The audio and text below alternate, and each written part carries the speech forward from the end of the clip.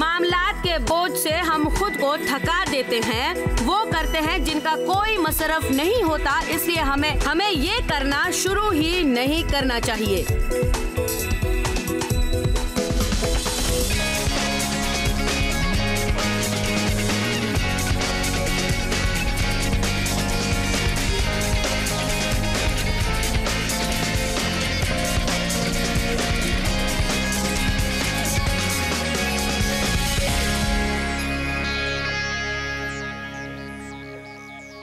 लुत्फ उठाइए रोजमर्रा की जिंदगी का मैं खुशामदीद। मैं समझती हूँ कि आज खुदा अपने कलाम के जरिए आपकी मदद करेगा। आपको पता है खुदा कभी नहीं चाहता कि जिंदगी पेचीदा हो।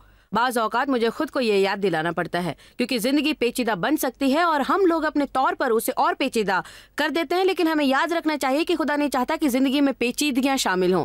वो चाहता है कि हमारी जिंदगी सीधी सादी, खुशगवार, पुरसुकून और पुरलुत्फ हो। आज मैं जो आपको बताऊंगी वो बज़ाहिर मामूली है, लेकिन उससे आपकी जिंदगी में इंकलाब बर्पा हो सकता है। अगर आप सिर्फ ये जान लें कि अकीदे के साथ कैसे दुआ करें तो आपकी जिंदगी काफी आसान हो जाएगी, पुरसुकून हो जाएगी।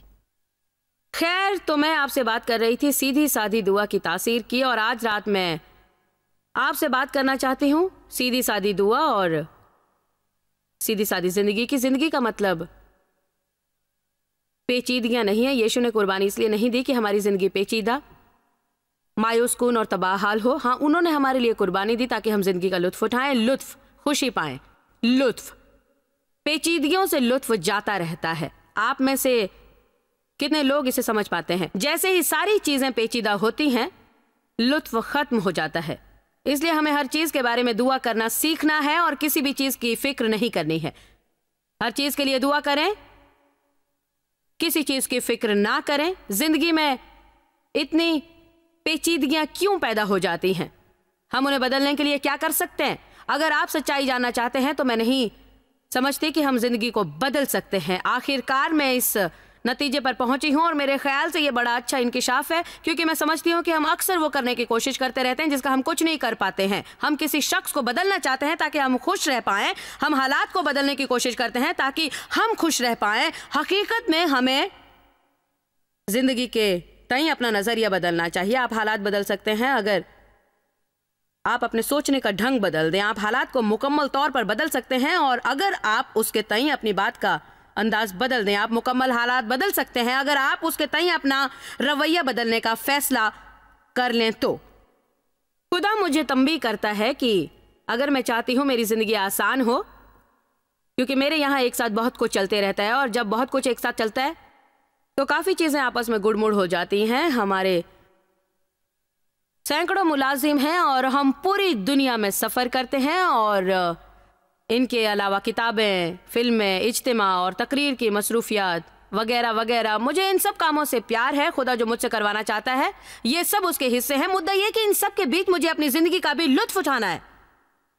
हो सकता है आप में से बहुत से लोग इतने मसरूफ ना हो सकता है हो या ना हो, मुझे पता नहीं। शायद बहुत से लोग बहुत मसरूफ होंगे। आप में से कितने लोग बेहद मसरूफ हैं? ठीक है, इन सब कामों में मसरूफ रहने के बाद ये कहना बड़ा मुश्किल होता है कि आप अपनी जिंदगी का लुत्फ उठाएं, या ये कहना कि आपकी जिंदगी बड़ी आसान है और पूरी तरह से मुनज़्ज़िम है। मेरा यह पुख्ता इरादा है कि कभी परेशान नहीं रहूंगी और ना ही हमेशा बरहम। मैंने इरादा कर लिया है कि अपनी जिंदगी को फजूल जाने नहीं दूंगी और सिर्फ मसरूफ नहीं रहूंगी बल्कि कुछ फल भी हासिल करके रहूंगी। तो खुदा मुझको तंबीह करते रहता था कि चंद चीजों के लिए मुझे अपना नजरिया बदलना चाहिए। ये बहुत ही जरूरी है। वो चीजें नहीं बदलने वाली, इसलिए मुझे उन चीजों को बिल्कुल नए अंदाज से देखना चाहिए। सादगी का मतलब है तन्हा, सिर्फ एक चीज खालिस, दो दिलापन आपकी जिंदगी को पेचीदा बना देगा। फैसला करें फिर जहन बदलें। कोई फैसला करें फिर जहन बदलें। जहन बदलें, पहले फैसला करें फिर जहन बदलें। आप समझते हैं कि आपने खुदा को सुना। आप जाकर नए तर्ज से बाल कटवाते हैं। आपको यह पसंद है। कोई आपके बालों को नापसंदीदा नजरों से देखता है। अब आप शक में पड़ जाते हैं और नए तर्ज में बाल फिर कटवाने चले जाते हैं। अगर आप सादगी से रहेंगे तो कभी दो दिले नहीं रहेंगे। आपको किसी चीज के लिए अपना जहन बना लेना है और फिर उस पर अटल रहना है। लफ्ज सादा लुह का मतलब है खरा, बनावट नहीं, गुड़मुड़ या पेचीदापन नहीं। बाइबल कहती है कि ये पुरजोश पुरतासीर दुआ है रास्तबाज शख्स की जो बहुत कुछ हासिल करती है और उसमें जबरदस्त तासीर होती है। लेकिन तफसीली बाइबल में है कि इस पूरे असलूबे बयान का मतलब है कि सीधी साधी दुआ। अगर लफ्ज सादा जुह की तारीफ का एक हिस्सा खरापन है तो ये है सीधी साधी दुआ, ईमान से पुर, जिस पर खुदा तवज्जो देता है। सच कहूं तो जब हम दुआ कर रहे हैं तो हमें खुद को मरूब करने से गुरेज करना चाहिए। मैं समझती हूं बाज वक्त हम बड़े बड़े अल्फाज का इस्तेमाल करना चाहते हैं, अपने मुहावरों से खुदा को मुतासर करना चाहते हैं और ये जाहिर करना चाहते हैं कि हम कितने पाकबाज हैं और वो आपसे बात करना पसंद करता है। वो आपसे उस तरह बात करना चाहता है जैसे हम अपने दोस्तों से बात करते हैं। खुदा से बात करते वक्त अपना लहजा मत बदलिए। अगर पूरा दिन फसी व बलीग जबान में बात नहीं करते तो दुआ के वक्त भी ऐसा ना करें। हालेलुया। सचमुच मेरा यही मतलब है और इसको लेकर मैं एकदम संजीदा हूं। मेरे ख्याल में बहुत से लोगों को दुआ करने में दिक्कत पेश आती है, बल्कि हकीकत यह है कि बहुत से लोग अपने दुआ के तरीके से मुतमईन नहीं होते। अगर आप लोगों से पूछें आप अपनी दुआओं की जिंदगी को लेकर क्या महसूस करते हैं, पता है क्या आप अपनी इबादती जिंदगी से मुतमईन हो? नहीं। तो आपको पता है मैं आपसे कह सकती हूँ मैं अपनी इबादती जिंदगी से मुतमईन हूँ। मेरा अकीदा है खुदा मेरी दुआओं को सुनता है। मैं बहुत दुआ करती हूँ, मैं नहीं जानती कितनी करती हूँ क्योंकि मैं उसका हिसाब नहीं रखती। मैं ऐसा करती थी लेकिन फिर मैंने सोचा अगर मेरा कोई बच्चा मुझसे मिलने आए ब्ला ब्ला ब्ला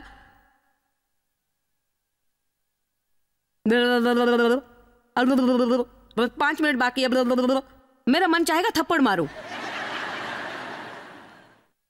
मेरे ख्याल में हमको उस वक्त तक दुआ करनी चाहिए जब तक हम उसे पूरी नहीं कर लेते और फिर हमें अपने काम धंधे पर चले जाना चाहिए। और फिर अगर दूसरे दिन हमें लगे कि दुआ करनी चाहिए तो हमें कुछ देर और दुआ करनी चाहिए। बाइबल में है कि हमेशा दुआ करते रहो। मेरे ख्याल में आपकी सुबह बाबरकत तरीके से शुरू करने के लिए जरूरी है खुदा के लिए कोई वक्त तय कर दे। मेरी ये तजवीज़ है। मैं समझती हूँ सुबह सवेरे खुदा को याद करना सबसे अच्छा होता है। मैं समझती हूँ सुबह सबसे पहले और रात को सबसे आखिर में उससे बात करना बड़ा अच्छा है, लेकिन उससे भी अहम है दिन भर आप दुआ करते रहे। एक ही रास्ता है अपनी जिंदगी को आसान बनाने का कि अगर हम दिन भर आसान जबान में दुआ करते रहे और उससे मदद मांगते रहे और हर चीज में उसे शरीक करें। अमसाल 3 में एक बड़ा अच्छा सहीफा है, उसमें लिखा है पूरे दिल से खुदावंद पर तवक्कल कर और अपने फहम पर तकिया ना कर, अपनी सब राहों में उसको पहचान और वो तेरी रहनुमाई करेगा। खुदा की कुर्बत हासिल करने का सबसे अच्छा रास्ता यह है कि आप अपने हर काम में उसको शामिल करें। आदमी के लिए खुदा का मंसूबा बहुत सीधा सादा होता है। निजात पाने का तरीका बड़ा आसान होता है। ये इतना आसान है कि बाज वक्त खुद को दाना समझने वाले इसे समझ नहीं पाते हैं। सब ऐसे नहीं है, लेकिन सच कहूं तो कोई अगर बहुत ज्यादा तालीम पा लेता है तो उसको निजात पाने का ये आसान तरीका है।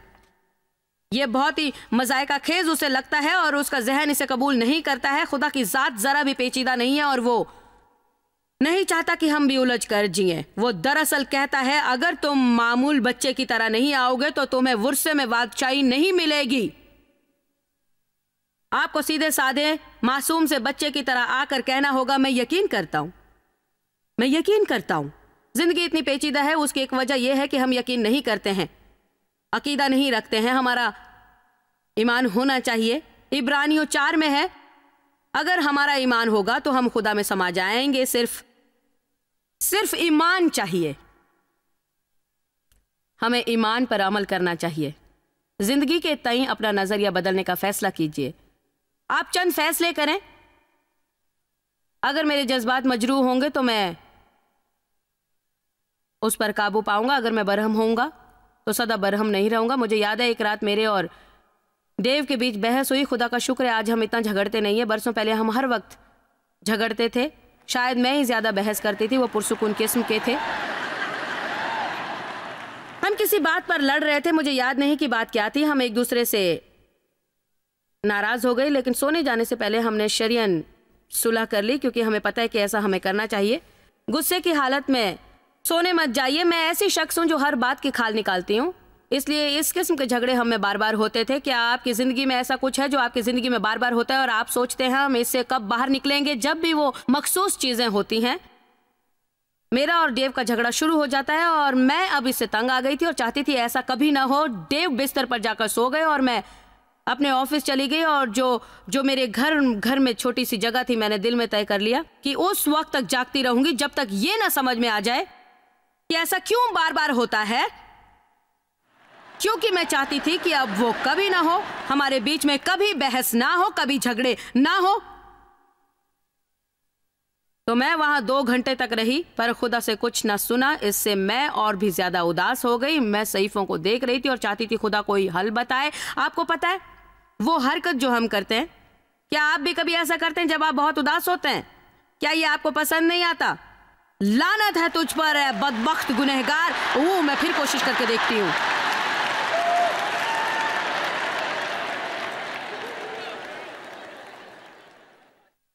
हम सब बड़े नादान हैं। हम खुदा से ऐसी बातें सुनना चाहते हैं। अजीब बात यह है कि जब हम नौ ईसाई होते हैं तो बाज वक्त हम इससे इसी तरह बात करते हैं, लेकिन ऐसा ज्यादा अरसे तक नहीं होता। लेकिन जल्द या बदेर वो चाहता है कि आप सब कुछ समझ लें ताकि आपको किसी करिश्माती हल की जरूरत ना पड़े और चाहे आपका जो भी मसला हो उसका जवाब आपको पता हो, क्योंकि सारी बातें आपने अपने दिल में संभाली हैं। तो उस रात कोई हल नहीं निकल रहा था, इसलिए मैं और भी ज्यादा मायूस हो रही थी। मैं बाथरूम में गई जो हमारे बेडरूम में था, पर वहां डेव जो था वो तो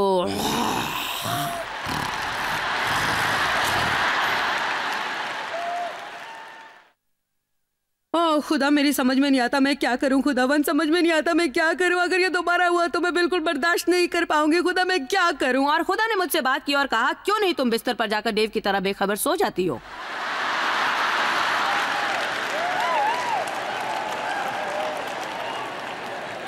देखिए कितनी आसान सी बात थी। क्या आज कोई मुझे सुन रहा है? कितनी आसान सी बात थी ये। मैंने सीधी सादी दुआ की होती, खुदावंद मैं नहीं चाहती कि ऐसा दोबारा हो। मुझे पता है कोई बात तो ऐसी है जो मैं और डेव समझ नहीं पा रहे हैं। घूम फिर कर हमारे बीच यही मसला खड़ा हो जाता है।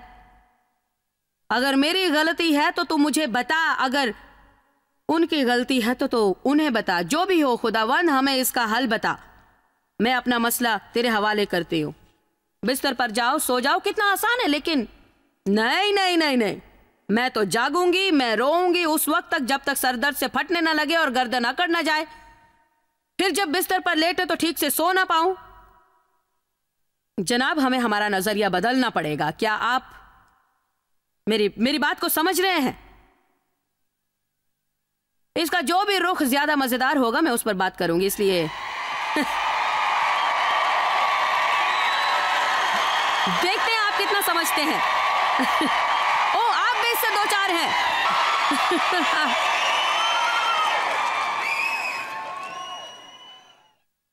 आपको पता है मैं ये यकीन करना चाहती हूं जो मैं समझ रही हूं उसे आप समझ भी रहे हैं कि जिंदगी तो बदलने से रही।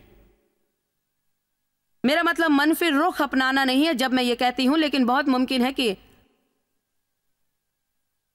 क्यों हालात और बदतर हो जाएं, क्योंकि जिस तरह की बातें आज दुनिया में हो रही हैं उसे देखते हुए मेरा मतलब अगर आप पिछले 20 सालों का जायजा लें तो हालात और बदतर हो गए हैं। जैसे कि मैंने कहा, मैं मनफी रवैया इख्तियार नहीं करने की कोशिश कर रही हूं। मुझे यकीन है कि हमें इससे घबराने या फिक्र करने की जरूरत नहीं, क्योंकि जब तक हम जिंदगी को अकीदे के नजरिए से देखेंगे, खुदा पर ईमान रखेंगे, भरोसा रखेंगे, दुआ के जरिए अपने मसाइल सुलझाना चाहेंगे, तो चाहे जिंदगी जो भी रुख इख्तियार करे हम उससे असरअंदाज नहीं होंगे। कोई हैरत की बात नहीं कि पौलुस ने दुआ की और कहा है, बाइबल कहती है कि उनका पुख्ता मकसद था उन्हें जानना और उनकी हयाते नौ की कुव्वत को जानना जो आदमी को मुर्दों में से जिला देती है जबकि वो अपने जिस्म में ही होता है। हकीकत में वो क्या कह रहे हैं, वो क्या कहना चाहते हैं।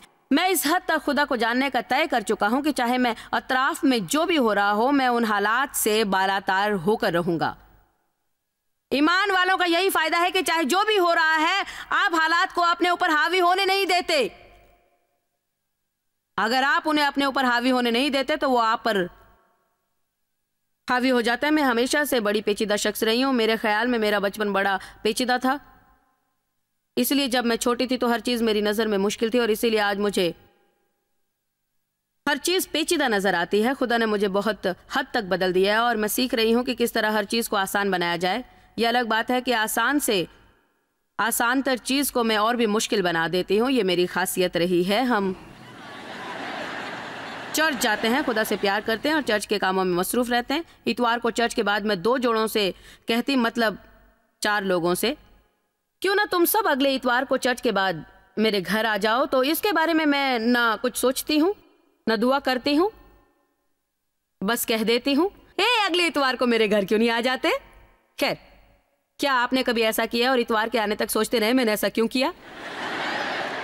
मैं इसे कहती हूँ बिन सोचे कहने की बीमारी। कुछ कहना बगैर सोचे कि आया आप वैसा करना चाहते भी हैं या नहीं। ये ऐसा है कि बिस्किट से भरी प्लेट के पास से गुजरते हुए एक बिस्किट उठाकर मुंह में डाल लिया, जबकि उसे खाने का मन नहीं था। करना है इसलिए कर लिया, सामने है इसलिए उठा लिया। तो मैंने कहा है अगले इतवार को तुम लोग मेरे घर क्यों नहीं आते? मैं ग्रिल सैंडविच बना लूंगी, भुना गोश्त बनाऊंगी, आलू की चिप्स बनाऊंगी, चाय बनाऊंगी और हम सब मिलकर मजा करेंगे। तो तुम लोग मेरे घर आ जाओ, बच्चे लॉन में खेलेंगे, हम सब पत्ते या हॉर्स शू खेलेंगे। खैर, कहने को तो ये अच्छा है, बहुत अच्छा लगता है, इसका बड़ा मजा भी आता है, लेकिन मेरे पास इस दावत के एहतमाम के लिए एक हफ्ता था और इस एक हफ्ते के दौरान ये दावत मेरे लिए मुसीबत में बदल गई थी, क्योंकि इन 7 दिनों के दौरान सैंडविचेस सीख कबाब में बदल गए जो खरीदने की मेरी इस्तेतात नहीं थी। 4 आदमी 32 आदमी बन गए, क्योंकि मैं उन लोगों के बारे में सोचती जिन्हें मैंने दावत नहीं दी थी कि जब उन्हें पता चलेगा कि मैंने उन्हें नहीं बुलाया तो उन्हें बुरा लगेगा और उनको दुख पहुंचेगा। तो मैं इस तरह इस झमेले में पड़ गई। अब मुझे पूरे घर की सफाई करनी थी, फर्श को पॉलिश करना था। हमारे घर का फर्श वॉर्डवुड का है जिसे हर वक्त हमें चमकाना पड़ता है, तो जमीन पर पॉलिश करना, हैंडवुड को चमकाना, पूरे घर की सफाई करना। हफ्ते के दरमियान में तो डेव से झगड़ पड़ी क्योंकि वो इस दावत के लिए मेरी मदद नहीं कर रहे थे, तो जो मैंने लोगों को दी थी और इससे उनका कुछ सरोकार नहीं था। फिर मैं चाहती थी कि सीख कबाब के लिए वो सिगड़ी साफ कर दें, नर्सरी में जाकर फूल पौधे ले आएं और उन्हें बाग में लगा दें, और सेहन के लिए कुछ नए नए फर्नीचर खरीदें, क्योंकि अब मैं सभी लोगों को अपना रौब दिखाना चाहती थी। मैं दिखाना चाहती थी कि मेरे पास क्या क्या है। बाखुदा मैं आपसे सच कह रही हूँ, उन लोगों का आना मुझे बिल्कुल पसंद नहीं आ रहा था। मैं नहीं चाहती थी कि वो सब मेरे घर आए। उन सब का आना सोच सोच कर मुझे चिढ़ हो रही थी। देव और मेरी बातचीत बंद थी। उनके आने के बाद मुझे लगा वो कब जाएं। सफाई कर करके मैं तंग थी। जब तक वो लोग थे मैं फर्श पर उनके पैरों के दाग साफ करने में लगी रही। मैं जमीन पहुंचती रही। जब जब सब बात टेबल पर बैठ गए तो मैं टेबल साफ करती रही, और अगर उनके हाथ से कप छूटा तो चाहे वो जो भी हो मुझे साफ करना पड़ता है।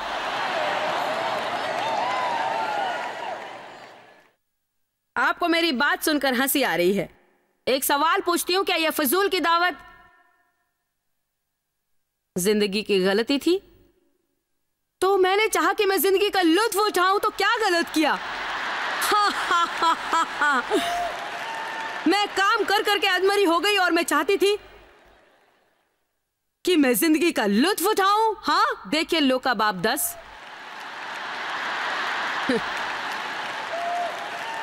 ओ, आपको पता है हम क्या देखने जा रहे हैं? आप में से कुछ को पता है, मार्था मार्था।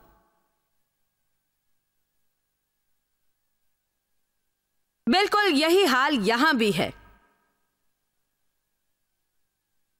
लूका बाब 10 आयत 38। फिर जब जा रहे थे तो वो एक गांव में दाखिल हुआ और मार्था नाम की एक औरत ने उसे अपने घर में उतारा, और मरियम नाम की उसकी एक बहन थी जो यीशु के पांव के पास बैठकर उसका कलाम सुन रही थी। लेकिन मार्था बेहद मसरूफ और मशगूल थी। खिदमत करते करते वो घबरा गई, पर उनके पास आकर कहने लगी, ए खुदावंद, क्या तुझे ख्याल नहीं कि मेरी बहन ने खिदमत करने को मुझे अकेला छोड़ दिया है? बस उससे फरमा कि मेरी मदद करे। मैंने कितनी बार मैंने ये दुआ की है, क्यों तू उस आदमी को मेरी मदद के लिए नहीं कहता है? ये अच्छी बात नहीं है कि वो फुटबॉल देखे और मैं यहाँ पर काम करूं। ये अच्छी बात नहीं कि वो मैदान में जाकर गोल्फ खेले और मैं काम करती रहूं। ऐसा क्यों है कि यहाँ पर सिर्फ मैं ही काम करती नजर आती हूं? सब मुझे ही करना पड़ता है। हो सकता है शायद मेरा ही नाम उस वक्त मार्था रहा हो। आपको पता है, जो लोग सीधी सादी जिंदगी जीना नहीं जानते वो मसाइल खड़े करते हैं। वो उन लोगों को देखकर कुड़ते हैं जो अपनी जिंदगी का लुत्फ उठा रहे हैं और सीधी सादी जिंदगी जी रहे होते हैं। मुझे खुशी है कि देव ने मुझे उनकी खुशियां बर्बाद करने नहीं दी, और उनके मजबूत इरादे ने मुझे भी राह दिखाई, और मैं भी उनकी तरह पुरसुकून जिंदगी की चाहत करने लगी। हमें परेशानियों से घिरी जिंदगी जीने की कोई जरूरत नहीं है, हम भी खुशहाल जिंदगी बिता सकते हैं। मैं अब भी उनसे कहीं ज्यादा, मैं हमेशा कुछ ना कुछ नया शुरू कर देती हूँ, फिर उसका एतमाद करके उससे किसी तरह पूरा करती हूँ। देव सुबह उठकर पूरा दिन पुरसुकून तौर पर गुजारते हैं, लेकिन हाँ, मैं आपको बता सकती हूँ अगले जुमेरात को 8 बजे मैं क्या कर रही हूँ। आपको पता है इसमें कुछ मेरा दखल है और कुछ उन इनायतों का जो मेरी जिंदगी पर है, और ये बड़ा अच्छा है। लेकिन मैंने सीखा, मैं आपको कुछ बताती हूँ, मैं जिस तरह का भी वादा कर देती हूँ वो अब नहीं करती, क्योंकि मैंने ये जाना है कि जब वो पूरा करने की बारी आती है तो मैं उसे नहीं करती। जरूरत से ज्यादा वादे कर लेना आसान है, लेकिन फिर हम हर वक्त की मसरूफियत पर कुड़ते रहते हैं। हकीकत पसंदी से काम लें, तो अगर आप अपनी मसरूफियात से खुश नहीं हैं तो उन्हें बदल दें। आपने खुद ही तो ये अपने ऊपर थोपी है। खामोश मत रहिए, मैं अच्छी तबलीग कर रही हूँ, आप चाहें तो चीख चिल्लाकर तालियां बजा सकते हैं। मैं बहुत ज्यादा मसरूफियात के बिना पर खुद को थका डालती थी, वो करती जो मुझे करने की जरूरत नहीं थी। मैं इसे फिर कहूंगी, मैं बहुत ज्यादा मसरूफियात के बिना पर खुद को थका डालती थी, वो करती जो मुझे करने की जरूरत नहीं होती थी। क्या इसके लिए कोई आमीन कहेगा? मामूलात के बोझ से हम खुद को थका देते हैं, वो करते हैं जिनका कोई मसरफ नहीं होता, इसलिए हमें ये करना शुरू ही नहीं करना चाहिए। क्या मैं आपको एक राज की बात बताऊं? हर चीज जो हो रही है उसमें आपको शामिल होने की जरूरत नहीं है।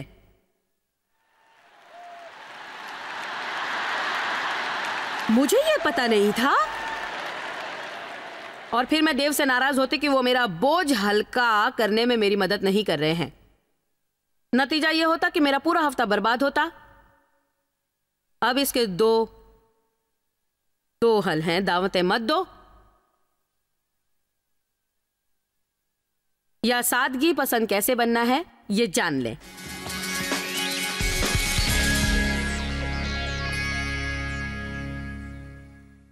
आज आप अपनी जिंदगी को बहुत आसान बना सकते हैं। जिंदगी के तय अपना नजरिया बदल कर हालात की फिक्र और उन्हें सुलझाने की कोशिश करने के बजाय आप सिर्फ दुआ करें, उन्हें खुदा के सुपुर्द करें और उसे ही सुलझाने दें।